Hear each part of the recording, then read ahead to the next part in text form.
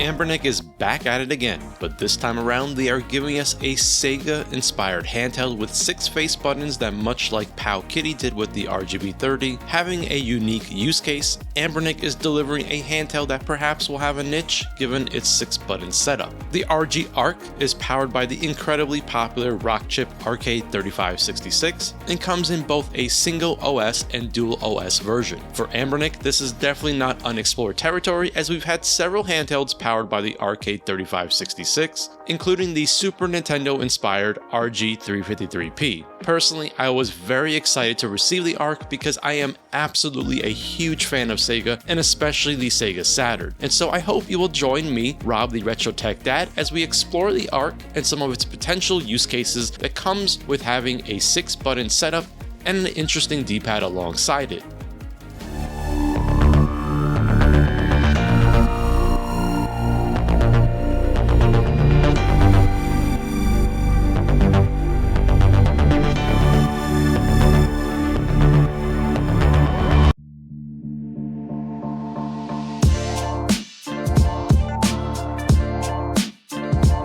Let's drop some specs first. The Anbernic Arc comes in 2 different configurations. There is a single and dual OS version of the Arc.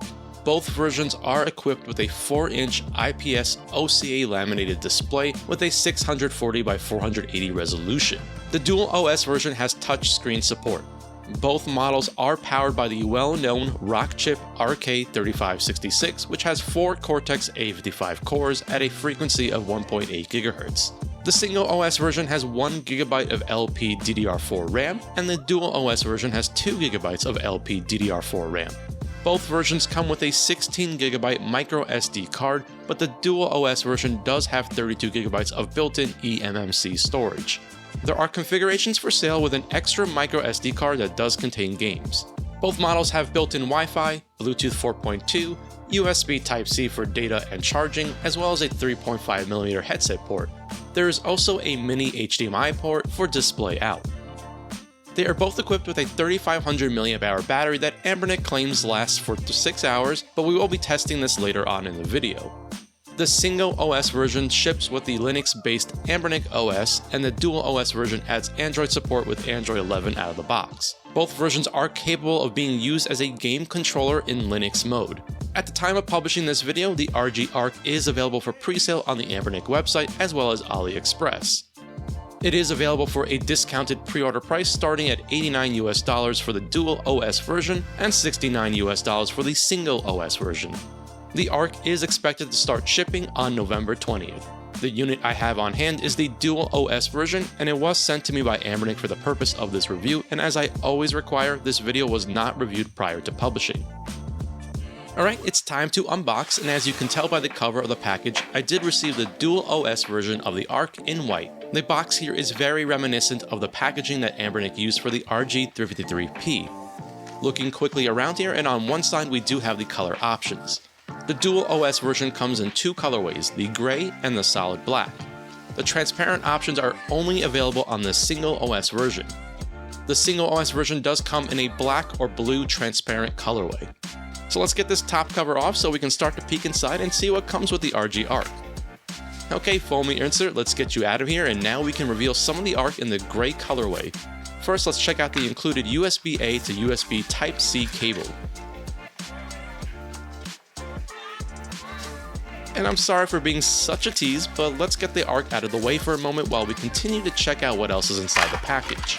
Let's remove the plastic insert that holds the handle in place, which then reveals the other goodies that are waiting for us inside this box. This is mostly very standard stuff for an Anbernic handheld. My specific unit comes with a 128GB micro SD game card. You've got a set of wipes so that you can get your device prepped for the included screen protector. Finally, we have the fold-out user manual for the Arc-D, which contains tons of information here, and will be a great reference point for navigating both of the included operating systems here. I highly recommend looking through this when receiving your unit. So now we are all ready to take the plastic bag off the Arc and reveal what it looks like. The gray colorway, as Anbernic calls it, does look really nice in person, and for fans of the Japanese Sega Saturn models like myself, this will definitely ignite some fond memories. And I couldn't resist, but I had to just go crazy on this D-pad since it's definitely one of the things I'm most curious about with the ARC, and just a quick first impression, this feels really awesome.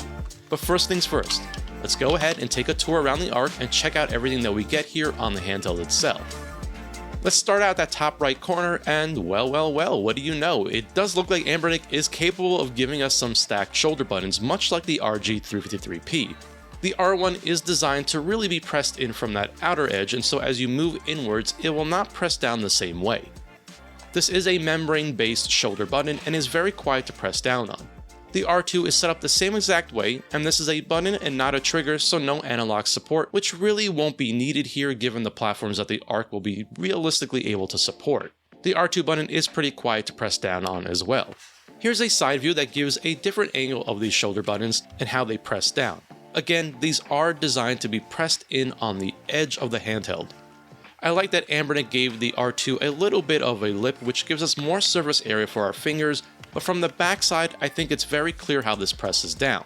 Not a real deal breaker, as the way your fingers will be positioned makes this nice and easy to press down on. So let's now move along, and right beside the shoulder buttons, we do have the power button, volume up and down, the function button, which is actually quite useful for navigation in Android as well as in Linux, the mini HDMI port, and then two USB Type-C ports, one of which is an OTG port and the other which is used for charging. And then the left shoulder buttons, which behave the same way as the ones on the right. No issues with the button presses, they are very quiet like the right side and don't have any finishing issues like scraping or squeaking. Again, these are meant to be pressed down coming from that outer part of the handheld. So coming down the left side, and there's nothing to note here, but coming to the bottom, and we do have a reset button, two micro SD slots, and a 3.5mm headset port. The left side micro SD slot is used to store the OS, and if you want to use the Android side, you would need to remove the micro SD card. The second micro SD slot is used for game storage and expansion. I had a little more trouble getting the micro SD card back into the slot on the left, but it wasn't actually an issue for me on the right one. Moving up the right side, and like the left, there's nothing to note here. Now on the back of the ARC, we have an Anbernic sticker in the center, 8 visible screws holding the back cover in place, and then indents which are very reminiscent of Sega controllers from the Genesis and Saturn days. On the front, starting at the top, we have the select button, which uses a membrane and is very quiet to press down on. And then one of the key standouts for the ARC, which is the D-pad. This is meant to mimic a Sega style D-pad, and we will really be diving into this in just a little bit, but for now, I'm really liking the way this moves around. The pivot is really nice at the center. This D-pad uses a disc that floats, and you can visibly see this when I hold the handheld on its side. We can also check out just how much movement there is from side to side at this angle. Below the D-pad, we do have one of the stereo speakers, which are front firing. There is no branding on the bezels, and then on the right side, starting at the top, we have the start button, which is identical to the select. And then the 6 face buttons, which is another standout feature of the ARC handheld. These look very similar to the ones found on both the Genesis and Saturn controllers. The specific colorway looks like the Japanese Sega Saturn controller. You can hear the rattling, which is actually very similar to how Sega controls were set up, and just like the D-pad, we will be comparing this as well. These all press down really well with a nice, defined thunk to them. My early impressions of the way these feel are very much in line with my Saturn controller. On the side, we can see a little bit better how these travel, and again, I think this is just the right amount, and they have a solid thunkiness to them that I really like.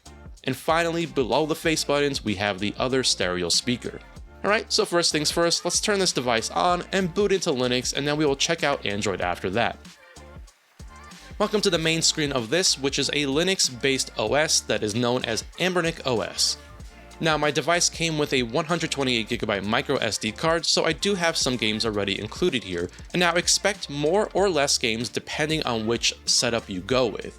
Alternatively, and the way I usually recommend going, is just to purchase the model without any additional games, and then set up your own library using a high-quality micro SD card. Quickly scrolling through things here, and it's a very clean and simple interface. So let's now pop out the micro SD card from the left side, and then turn the ARC back on to get into the Android side of things. If you purchase the ARC S, you will not have this ability. The first time you boot into Android on the ARC, you will have the initial configuration to go through, which does take a few minutes to complete. This is a similar process across all of the Android-based Anbernic handhelds. Once that has completed, we finally get into the main screen of Android. This is a familiar wallpaper if you've used the RG353P for example. We do have Android 11 here out of the box, and this is a pretty clean build of Android with a bunch of preloaded emulators. But most of these you will probably want to either update or change the build that is being used here, as a lot of them are outdated. Unfortunately, this does not have Play Store installed out of the box, and what I noticed is that this is recognized as the RG353P on my Windows PC, which tells me that Anbernic is using the same Android build from that device. I did reach out to Anbernic to see if Play Store support will be added in the future, but could not get confirmation before publishing this video. However, because we've had a bunch of the RG353 products on the market for some time, we do have methods of getting Play Store sideloaded onto the device. So I asked my friend Joey and headed on over to his YouTube channel at Joey's Retro Handhelds and followed his excellent guide, and I can confirm that I was successfully able to sideload the Google Play Store, which for me on the Android side of things is a very important feature. One note I wanted to make was if you're still having trouble signing into the Google Play Store after following his guide, I recommend hopping on over into the Chrome browser and then signing in through there, which actually helped resolve my issue. So with that, let's talk about the build quality here. The ARC definitely feels quite sturdy in the hands. There is a bit of creaking when I flex the plastic, but there isn't much movement in the shell itself. Doing a little shake test, and the face buttons here are definitely rattling, but in case you don't remember, the Saturn controller did plenty of rattling on its own as well. I'll just go ahead and grab my Saturn controller very quickly to do a comparison shake test, and then shake this thing like I'm playing some Samba de Amigo. You could say that Anbernic is actually being very true to its inspiration here, but ironically the Saturn controller is far noisier. The Genesis 3-button and 6-button controllers have a bit of rattle to them as well. Back to the ARC, everything does feel solid overall despite the rattling and creaking. It feels a whole lot more hefty than the Genesis and Saturn controllers did.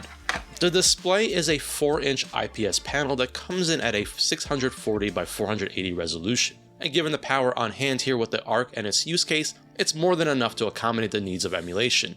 It's definitely a nice panel with very good colors and viewing angles that do not distort at any given angle. I am pretty sure this is the same panel returning from prior 4-inch Anbernic devices like the RG405V and 405M. It's definitely nice having the larger 4-inch display over the 3.5-inch display we saw with the RG353P. The brightness scales well here as well in Linux, going down to a very dim image that is suitable for nighttime gaming. Another nice inclusion here are the front-facing stereo speakers, and because of its placement, it does not get obstructed when playing normally. The speakers get sufficiently loud at the highest volume and scale well from loudest to lowest volume. Here's a bit of Sonic 2 on the Sega Genesis running in the background for your listening pleasure.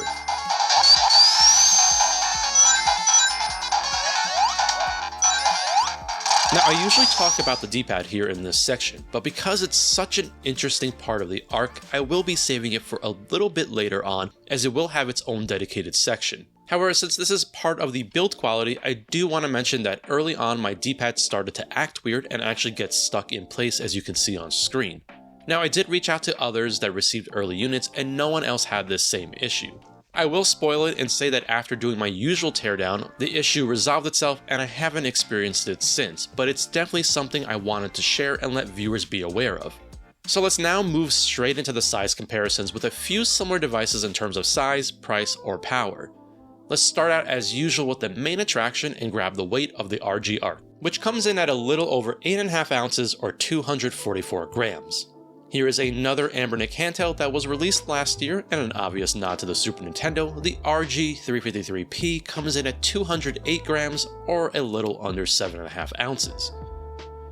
Jumping into Powkiddy territory with their own take on a RK3566 handheld, the RK2023 comes in at a little over 6 ounces or 174 grams, and the RK2023 is actually a budget favorite of mine.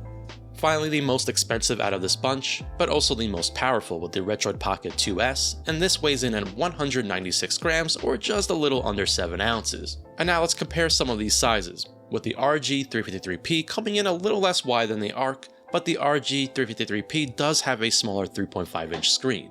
Here is the RK2023, and this is another handheld that is smaller than the ARC, but also has a smaller screen. And finally, the Retroid Pocket 2S, which is another handheld smaller than the ARC, but like the others has a smaller screen as well. Now let's take a look at all the handhelds with an overhead perspective, and the Anbernic handhelds do look like they are coming in a bit thicker than the others, but we will measure those up in just a moment. So let's get some measurements on the face buttons here with the ARC, and the bottom row are larger, coming in at about 10.5mm, with the top row face buttons coming in at a little over 8mm. The ARC has a thickness of about 20.5mm at its thinnest point. Now let's check out the face buttons on the RG353P, which are on the smaller side at about 7.5mm. The RG353P is a bit chunky with a thickness of about 21.5mm at its thinnest point. Then the RK2023, which measures in at 7.9mm for its face buttons and a little over 17.5mm for its thickness. Finally, the Retroid Pocket 2S, which has the smallest face buttons of the group, coming in at a little over 7mm, but it is also the thinnest of all these handhelds, coming in at a little over 16mm. The face buttons on the ARC are the largest here of the bunch, but not only that, amazingly the top row buttons still come in larger than all the handhelds that I've shown here. So, I heard you like D-pads, and well, we definitely got a lot of them here on screen. It's no secret that one of the most interesting aspects of the Anbernic ARC is the Sega style D-pad that obviously mimics what we've seen on a Genesis and Saturn controller. I happen to have a wide range of controllers meant to replicate the Genesis and Saturn experience, including some official ones on hand. This is a great opportunity to compare Anbernic's take on the D-pad, face buttons, and even the colors against some of these that we have here. First thing we will do here is measure the ARC's D-pad, and then quickly run through the other controllers that we have here. So the ARC's D-pad is about 24.5mm in diameter. Now let's grab the 3-button variation of the Sega Genesis controller. This was the original gamepad that shipped with the Genesis and Mega Drive. This one here is not an original from back in the day, instead I pulled this out of my collection which came with the Genesis Mini, released a few years back. This D-pad measures in at about 27.5mm. Next we have the old school branded Sega Saturn controller. This one is also about 27.5mm. Here we have the Retrobit branded Sega Saturn wireless controller, and this is officially licensed by Sega, so the D-pad here is just a little over 27.5mm. And then here's the Retro Fighter's take on the Sega controller, which modernizes it a bit with that added analog stick. The D-pad here is about 25.5mm. Here's the very popular M30 wireless controller from 8BitDo, and definitely a fan favorite and a personal favorite controller of mine. This D-pad here measures in at about 27.5mm. Next up is another Retrobit branded controller. This is the wired version of the Genesis 6-button gamepad, and again an officially licensed product by Sega. This is another one that comes in at just about 27.5mm. Finally, here is an original Japanese Sega Saturn controller from back in the day, and unsurprisingly, this one measures in at 27.5mm, and so I think it's pretty clear that measurement is about where you'd want to be if you are indeed trying to do a replica of the Sega style D-pad. So based on all of this, we can see that the ARC's D-pad is the smallest one I've measured here, and as a result, it is not a one-to-one copy of the Sega D-pad. Let's now measure up the face buttons, and we already do know that the face buttons on the ARC measure in at just a little over 10mm for the bottom row, and then a little over 8mm for that top row. So back to our spread of controllers, let's quickly run through all this and measure all the face buttons. First, we have the 3-button Sega Genesis gamepad, and the face buttons here come in at 15mm. Next, we have the 8BitDo M30, and the bottom row measures in at a little over 12.5mm and just under 9mm for the top row. Now the Retrobit 6-button Genesis gamepad with the bottom row coming in at 12.5mm and that top row coming in at 9mm. Next, we have the Retro Fighters controller with the bottom row just shy of 12.5mm and the top row at 9mm. The old school Saturn controller's bottom row is 12.5mm with a top row just shy of 9mm.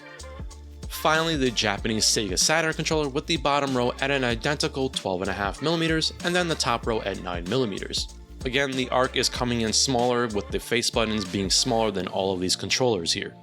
So let's talk about the movement of all of these D-pads and how they compare to the ARC. Now I have to say that I actually really like Anbernic's take on the Sega style D-pad. It's definitely not an exact copy, but that's not to say their version is bad because of it. I very much enjoy a D-pad with a very defined pivot, and the ARC's D-pad definitely has that with a really nice amount of travel. In fact, the Sega D-pad and all of the copies do not have as much travel or even as defined of a pivot as the one found on the ARC. holding up the Japanese Sega Saturn controller against the ARC, and one obvious difference is that the disc itself is different, and if you notice on the sides that it's not as thick as the one on the Japanese Saturn controller. This actually allows the ARC's version to move around and travel more than the one on the Saturn, and so going close up with the ARC's D-pad, you can really see how insane the pivot is on this. Now in a little bit in the teardown section, we will compare the D-pad even more, and I will bring in the Saturn controller again for that. Of course, this is all great to talk about, but how does it actually perform in-game? And well, long story short, it's awesome. I went ahead and loaded up the arcade version of Marvel vs. Capcom to test this out for everyone on camera, and I had no issues moving around, pulling off combos in succession. It's a really fun D-pad to use, and outside of my issue that I had early on with it getting stuck, I have not had any problems with it since my teardown. One last thing I thought that would be interesting is to actually compare the colors of this model ARC against my Japanese Sega Saturn, which this color is obviously inspired from. For fun, I will also throw in Retrobit's take on this controller as well. For the face buttons, I'd say that Anbernic did a decent job matching up the colors here. It's not identical, and I wasn't expecting it to be, but this is seriously close. The shoulder buttons again are very close, but not identical, and the Japanese Saturn controller had a glossy texture versus the matte texture that we have here with the ARC. Now where it's much more noticeable is on the color of the body itself, where Anbernic went with more of the aged or yellow Sega Saturn look over what a fresh looking one would actually show up as. I'm fortunate that my Sega Saturn here does not show signs of serious aging, and so it is a good representation of what a fresh looking Japanese Saturn would look like. Even bringing in Retrobit's controller here, and you can tell that it does closely resemble my Japanese Saturn controller over the ARC. And bringing the big boy in, here's my actual console against the body of the ARC, and again you can see that variation in the color of the plastic. And here is the Retrobit controller again for a comparison. So it's interesting because neither is really the wrong take on this, as I've seen my fair share of Japanese Saturns that definitely get more of that yellowing which the ARC resembles. So it's now time for my favorite portion of the video, and let's go ahead and tear down the ARC. It's a great opportunity for us to check out how accessible the battery is, among other things. So checking out the back, we do have 8 screws that we need to get access to. Looking at the screw a bit closer, and as usual, Anbernic is using a Torx screw to keep the back cover on. Let's quickly size up the bit, and I'll go ahead and grab my trusty iFixit kit, and for this I'll be using a Torx T6H bit. Okay, let's get these 8 screws out of here quickly so we can remove that back cover. So with the screws off, let's work on our point of entry with the ARC. I noticed that Anbernic was kind enough to have 2 indented tabs at the top of the handheld, and so this should be fairly easy to get separated. I'll go ahead and grab a pick and wedge it into this tab. This makes things so nice and easy, and without much effort, we are already getting separation here on the shell. In fact, I can undo the rest of it by hand, and then we should be good to go here. The back cover has nothing connected or attached to it, and so there's no need to worry about accidentally pulling or breaking something off. Let's check out this back cover, and this is a fairly rigid piece of plastic that Anbernic is using here. The ARC is definitely a solid feeling device. Time for a closer look at the back of the device without the back cover on. This is a very clean looking board, and I do like the black color they used here. Let's get closer in and check out these shoulder buttons. This definitely shows us how the action of the shoulder buttons work here, and explains why we really can't press them at one end versus the other. Okay, let's take a closer look at this battery, and immediately you will notice just how easily accessible it is, and I do love seeing that in a handheld device. It is a very big deal to me when a battery can be easily replaced. So here it's as simple as disconnecting the cable, and then it lifts right out of the shell. As you can see, we have that 3500 mAh battery, and we will see in a little bit what that translates to in terms of real-world gaming performance. Alright, so the nice thing with the ARC is that everything is on a single board here, and for us to get this out of here, we will first need to remove the shoulder buttons that are in place, as they are blocking access to the main board. Each set is held into place with 2 screws, so let's get them out and then we can start working on the main board. There is a cable that connects to this, and once the screws are out, it's much easier to then lift the retention tab and get the cable disconnected. I also wanted to show this up close, since this is a pretty interesting setup they have here. Okay, let's get the other set out so we can move on. Make sure to carefully disconnect the cable as well. So let's now prep the main board for removal. Looking around, and there are a few things to disconnect before we start getting the screws out. First, we will disconnect the cable for the display in the center. You can do this by carefully lifting the black retention tab and then pulling the cable out. On the left side, we have the Wi-Fi antenna, which easily pops off. Okay, so that should do it for all of the connections. it looks like we have 7 screws holding the main board in place. We will need to switch over to a Phillips bit, and for this I will use my trusty 00 sized bit to get these 7 screws out of here. As a reminder, make sure to take out your micro SD cards or else you will not be able to remove the main board. With all of the screws out of the way, this main board comes out nice and easy. This now gives us a good opportunity to check some things out a bit closer. This is definitely a solid looking board, and at the center we have the Rockchip RK3566 that powers the ARC. This also gives us an opportunity to take a look at the membranes being used for the face buttons. We can take a look at these from the side as well to see how they press down. Another thing we can examine here is how the face buttons are keyed. These can be changed around, and Anbernic even advertises this ability, and so you can go with a CBA setup for example, or whatever layout you may prefer. We can also see these stereo speakers in their respective spots in the shell. Finally, let's take a closer look at this interesting D-pad that the ARC has. This is the first time that Anbernic has done something like this. First thing you will notice is that this D-pad does use a membrane, and here's a closer look at the membrane. Let's pop the disc off this D-pad and then take a closer look here. This has such an interesting design, and now this will be a really good opportunity to bring in that Japanese Sega Saturn controller and compare the designs of them. I already took the liberty of tearing down the Saturn controller to help speed this process up. First, let's compare the membranes, which, no surprise, the Saturn controller has a larger one given that we now know that the ARC's D-pad is smaller in diameter. The Saturn controller's membrane is a bit flatter compared to the Anbernic version, and the ARC does have a thunkier response on the membrane compared to the shorter travel on the Saturn's D-pad. You can get a really good sense of this when I'm pressing down on the Anbernic membrane versus the Sega version on camera. Now let's take a look at the inside component of the D-pad, which sits under the disc behind the shell of both the ARC and Saturn controller. You can tell that these are quite different from each other.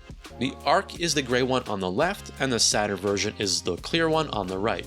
The Sega version does not have a center peg, which is present on the Anbernic version.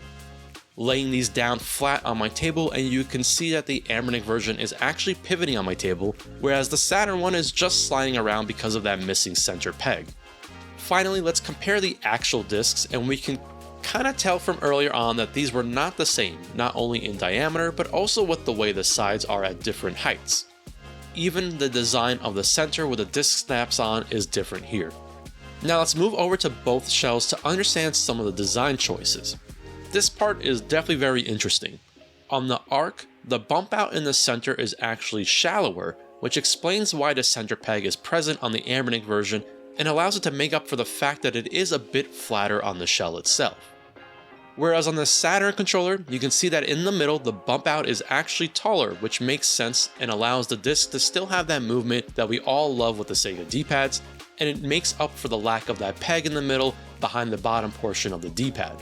But I think it's clear to see why the Anbernic version pivots a lot more than the Sega one. Finally, here are all of the components of the D-pad side by side for a comparison. Okay, so that was definitely a doozy. But it's now finally time to talk about emulation, and for this part I will be doing something similar to what I did with my recent Powkitty RGB30 review, since they are similar devices in the sense that I think many will be looking at the ARC for some specific use cases. So first, I will talk about some of the highlights of a handheld with this type of D-pad and what 6 face buttons means for emulating certain platforms. Then I will discuss platforms that I still think work great here on the device, but not necessarily the primary use case. Finally, I will showcase some platforms that may not be an ideal fit for a device like this for various reasons.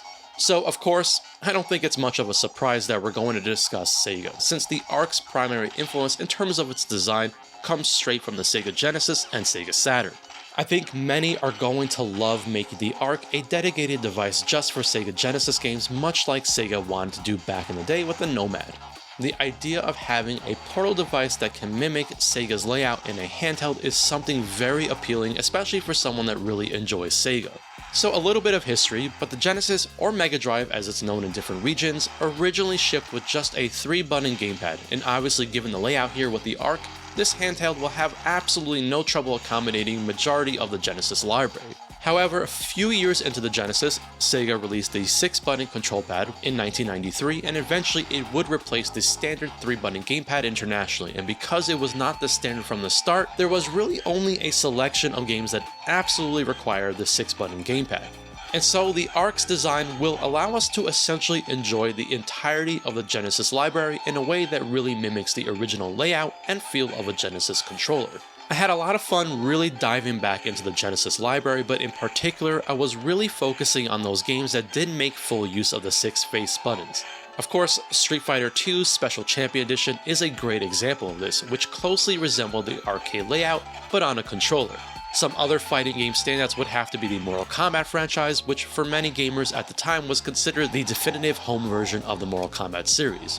However, the Genesis saw ports of popular SNK games like Samurai Showdown, Art of Fighting, and even Fatal Fury 2. However, diving into the library, I discovered some other favorites of mine that used the full capabilities of the 6-button gamepad and offered the better experience with the 6-button gamepad over using just the 3-button one. Comics Zone, Toe Jam and Earl, Contra, and Streets of Rage 3 were all much better with the 6-button gamepad, and they all play great here on the ARC. With the RK3566, the Genesis library will absolutely be no issue here. Not only that, but the ARC will also be a great fit for the Sega CD and Sega 32X libraries with those 6 face buttons. And now another platform that I think is still a strength, and of course influences much of the ARC design, is the Sega Saturn. I was a bit torn because the reality is that the RK3566 does not have enough power to fully emulate the Saturn's library. However, that is not to say that the Saturn isn't playable at all here.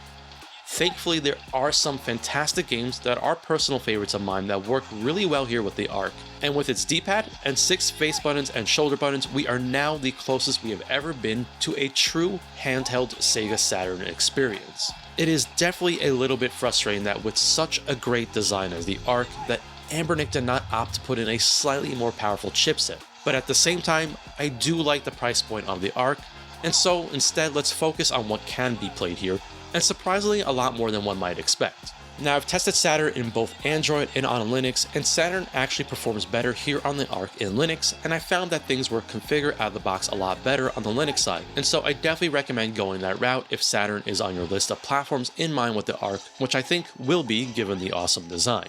I absolutely adore the Sega Saturn, and for me personally, it has been a console that I have loved exploring for many, many years. I always get excited to have any opportunity to talk about Saturn's library, and in particular the Japanese library, which has tons of gems that were never released internationally. I could go on and on about the Saturn's awesome library of Japanese exclusives, and not only did it receive a lot of obscure gems like Tri-Rush Deppy, Super Tempo, or Boke Slash, but so many of its best games were actually stuck in Japan. And so nowadays we can experience some of the Japanese exclusive ports on the Saturn that never made it out of the country, such as Lunar and Lunar 2, Grandia, and Police Knots. The Saturn also had a ton of great fighting games that will make great use of the 6 face buttons and awesome Sega-style D-pad. Capcom was very well represented on the Saturn, and it saw ports of popular Capcom series like Vampire Savior, also known as Darkstalkers. But then there were all the fantastic 3D fighting games from Sega, such as Virtua Fighter 2. The Saturn was also home to many awesome shmups, and many viewers of the channel know just how much I love my shmups, and it's almost impossible not to mention one of its legendary shmups, Radiant Silvergun, especially when you are talking about the Sega Saturn and its Japanese library. I think it's very obvious that I really enjoy the Sega Saturn, and I hope that with the ARC, some will get to discover some of its great games. I could easily devote an entire video just to this console, but I think it's very clear that while Saturn is not going to be perfect here, there's still plenty that run well, especially if you're not put off by things like frame skipping. I do want to reiterate that harder to emulate and run games like Virtua Fighter Kids and Burning Rangers, for example, will not do well here. Now, given that you can't spell arcade without ARC, it's no surprise that a lot of arcade games will translate really well to this 6-button gamepad configuration. Just thinking about the sheer amount of fighting games that are available, and really this is a fighting gamer's dream come true with this setup. Just think about all of the awesome fighting games from Capcom like Marvel vs. Capcom that will run great here and play even better because of the layout. I'm actually really excited to dive more into the library of arcade games that specifically support the 6-button layout, such as Red Earth. Now, maybe it's not an immediate or obvious use case, but PlayStation 1 is a great fit here on the RG ARC, and so this is the perfect way to start off this section of consoles and platforms that still work great here on the ARC, but maybe it's outside of the initial use case, which as we know is really those 6-button games. So PlayStation 1 is interesting because this console did not originally release with any kind of analog stick controls, and it would not be until later on in its life that we finally did get those dual analog sticks. Therefore, there are very few games that absolutely require the analog sticks, so something like Ape Escape, for example, won't work here. But what we have here on the Arc are shoulder buttons that match up very well with the original PlayStation 1 controller, an awesome D-pad to use with PS1 games, and more than enough face buttons to handle the cross, circle, triangle, and square setup that the original PlayStation uses. It does look like Anbernic already has this pre-configured out of the box in Linux to use those buttons in this arrangement, and I'm glad it's set up this way because that is exactly the way I thought it would be best to approach it. It's a little bit strange at first, but at the end of the day, it does work well, and as we already measure the face buttons, we do ironically get larger face buttons for PS1 gaming than we do on most of these smaller handhelds. I also quickly want to show some Game Boy Advance on here, since despite the 3:2 aspect ratio of the Game Boy Advance, we do have a nice 4-inch screen here, and so Game Boy Advance games will still display nicely here. And that's not all, since Game Boy Advance only used 2 face buttons and 2 shoulder buttons, and so we can easily use just the bottom row buttons for this and make use of those nice large face buttons. I do think generally a lot of platforms that used 4 face buttons and were from the 5th generation or earlier will fare well here, even if the face buttons aren't an exact match. Now let's finally talk about some stuff that is definitely possible on the Arc, but maybe not the most ideal use case. So platforms like the PlayStation Portable, for example, is something that, while certainly possible to do on the Arc, is really maxing out the emulation capabilities of this handheld. You will be able to do lighter PSP emulation with the Arc. Now PSP also used a 16:9 widescreen display, and so you will not be able to utilize the full 4-inch screen with the Arc. Another console that is certainly playable on the Arc is the Sega Dreamcast, but like the others mentioned earlier, utilized a different button setup than what Sega did with both the Genesis and Saturn. Not only that, but Dreamcast introduced both an analog stick and triggers, so there's definitely a limitation there in terms of what can be played with Dreamcast, not only due to the limitation of power, but the button setup as well. However, there's still plenty of great games that do not rely on an analog stick input, and so as long as you're willing to accept some of those compromises like PSP, Dreamcast is another platform that is worth considering if you're just wanting to enjoy it alongside some other Sega consoles like the Genesis. If you're unfamiliar, Dreamcast is another console that does not emulate perfectly with the RK3566, and so heavy hitters will definitely be pushing the limits of what the Arc can do. Finally, Nintendo 64 is another console that is not perfect either with the RK3566, but especially on the Arc, as we are missing an analog stick with this handheld. Now, plenty of games will work quite well with just a D-pad that we have here on the Arc, and I do like this 6-button setup, as we can sort of mimic the A and B buttons with the 4 separate camera buttons that the N64 had as a setup. But I do think ultimately the lack of the analog stick here and the lack of power means that N64 falls under this possible but not ideal scenario, at least for me personally. So as usual, after all this gaming, what kind of battery life can we expect with the Arc and its 3500 mAh battery? For this, because I do have the dual OS version, I decided to test 2 different gaming scenarios in each OS to see how consistent battery life was between Android and Linux, as well as test my own personal use case for this device, which will be Genesis and lighter Saturn gaming. So first up, let's check out the Sega Genesis version of Sonic 3D Blast, and in Linux, the Arc set to 50% volume and brightness managed about 7 hours and 15 minutes. Now the same game over on Android with the device set to 50% brightness and volume as well, but with the device set to airplane mode, and the Arc managed a little more than 7 hours and 30 minutes. And so battery life is pretty similar between the 2 operating systems. Now moving on to something a bit more demanding with the Sega Saturn, and here we have a personal favorite game of mine. Guardian Heroes is running on the Arc with 50% brightness and volume in Linux, and it managed a little more than 4 hours and 30 minutes. Finally, the same game in Android with 50% brightness and volume with airplane mode turned on, and we did get about 4 hours and 45 minutes. And once again, battery performance between the 2 operating systems was pretty similar. And of course, let's quickly grab the surface temperature of the Arc after all of this gaming, and I will say that the Arc never really felt hot or even that warm to handle after gaming with it after a good amount of time. I think because the shell is larger, we are not really having too much heat transfer to the body of the Arc. I did not observe any temperatures that exceeded about 35 degrees Celsius on the display, and the temperatures did drop as expected out by the controls. On the backside, temperatures also remained pretty low, never really exceeding 34 degrees Celsius, and then staying in the high 20s where your hands would rest on the device. One last thing I wanted to mention and show off was the official case, which was sent over to me with this unit. I thought it was worth showing this off since this is a nice high quality case that is custom molded to fit the ARC exactly. There's also plenty of space inside the case for extra cables and whatnot, but I did really like the way it held the ARC in place. So we're finally at the end here, and I think the ARC for fans of Sega is a really fun handheld, and it's pretty clear that I've been enjoying my time with it. It's not perfect like so many of these handhelds tend to be, but it's so great to finally have a handheld with 6 face buttons. The ARC, much like the RGB30 was for me, really serves a specific use case and is going to really become my dedicated Sega handheld. There's no doubt about it, if you're a Sega fan, this is a great device that can also handle more than just that. And so, no need to pick up an expensive Sega Nomad for that 6-button experience. It's been a really long time since we've seen a 6-button handheld, and a good one at that. I do wish that Anbernic gave us just a bit more power under the hood, since the ARC, while it comes highly recommended for me, just leaves me a bit disappointed that we can't fully emulate the Sega Saturn library. I do think that if you are interested in the ARC, to just go ahead and save yourself some money and get the single OS version, as the Linux side of things is working well out of the box, and really for what most will want to do with this, provides more than enough. The Android functionality isn't as big of a deal on a handheld like the ARC. And so, with that, it's time to say goodbye, and let me know down in the comments what you think about the ARC, and do you want to see more of these purpose-built handhelds like the ARC and RGB30 in the future? As always, I am the Retro Tech Dad, and thank you so much for watching.